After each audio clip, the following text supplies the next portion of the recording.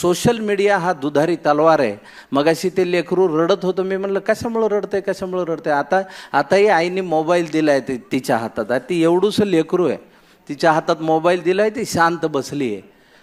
हे दुधारी शस्त्र आहे. या सोशल मीडियामुळे आपले सगळ्यांचे कान हलके झालेले आहेत. म्हणजे आपण कुणाविषयी एखादी गोष्ट वाईट ऐकली की आपण त्याच्यावर पटकन विश्वास ठेवतो. आता आपल्या डोळ्यांचं कामच राहिलेलं नाही, नुसतं बघायचं त्याच्यावर. अरे हेलो बेकार माणूस आहे की लगेच शिव्या 4 टाईप केल्या हाताने बोटाने की संपला विषय.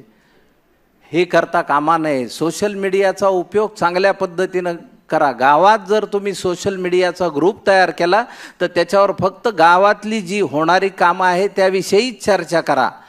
आज सुंदर गुरुवार आहे आणि आयुष्य खूप चांगलं आहे, समुद्रासारखं आहे. अरे मग तू बुड त्या समुद्रात. गुड मॉर्निंग, सन वार हे टाकणारे लोक आधी बंद करा. गावात हे काम होतं आहे, गावात हे काम करायला पाहिजे आहे. गावागावात शाळा आहे, त्या शाळांमध्ये प्रत्येक सरपंचांनी लक्षात ठेवा, जी फळं देणारी झाडं आहेत ती त्या शाळेच्या आवारात लावा. आणि त्यातून त्या फळांमधनं येणारं जे उत्पन्न आहे ते ज्या मुलांना शिकायला फी नाही त्यांच्या फीसाठी भरा, त्या शाळेला द्या देणगी. त्या मुलांच्या नावाने ती झाडं करा.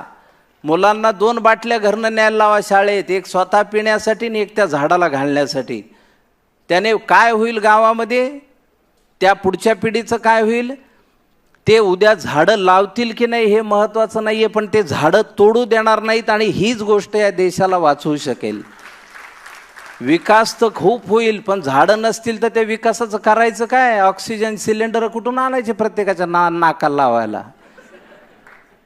कोविडने आपल्याला दाखवलं आपल्या गरजा किती आहेत. निसर्ग आता बोलू लागला आणि निसर्ग यानंतर भयंकर पद्धतीनं आपल्याशी बोलणार, यावर विश्वास ठेवा.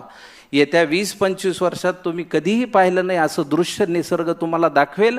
आणि त्यानंतर तुम्हाला आपल्या सगळ्यांनाच आपली लायकी कळेल की आपण किती गरीब आहोत आणि आपण किती छोटे आहोत. आज तुमच्या हातात सगळं आहे. जे तरुण सरपंच आहेत त्यांनी लक्षात ठेवा, गावाचा देश करा, गावाला उभं करा, गावातनं जातीपाती हद्दपार करा, राजकारण हद्दपार करा. राजकारण म्हणजे काय असतं, राजकारण हे चांगलं आहे का वाईट आहे असा आज प्रश्न विचारला तर काय उत्तर येईल हो त्याचं. मग ते चांगलं का असू नये. चांगलं राजकारण हा विषय आहे का नाहीये. तर राजकारण चांगलं सुद्धा असू शकेल. तुम्ही प्रेमाने सगळ्या विरोधकांशी वागा.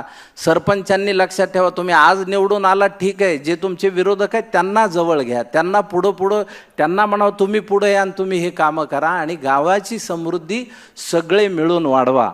आणि अशा जेव्हा केसमध्ये तुम्हाला आता गावातल्या जुन्या लोकांना माहीत असतं पाण्याचे स्रोत काय होते. मग कोणते त्या भावऱ्यात 2 जण मेले होते, त्याला आता 35 वर्ष झाले, पण तो भोवरा होता. निसर्गाने तयार केलेलं एक स्वतःची सिस्टीम होती, ती आपण बुजवत आणि अशा पद्धतीनं गेलो तर पाण्याचे साठे राहणार कुठून आहेत. आणि किती पाऊस पडला आणि कसाही पडला. आता पावसाचं बघा तुम्ही, एका दिवसात सगळ्या वर्षाचा पाऊस पडतो एखाद्या ठिकाणी. आणि हे का झालं ह्याच्यावर कोणी विचार करताना दिसत नाही.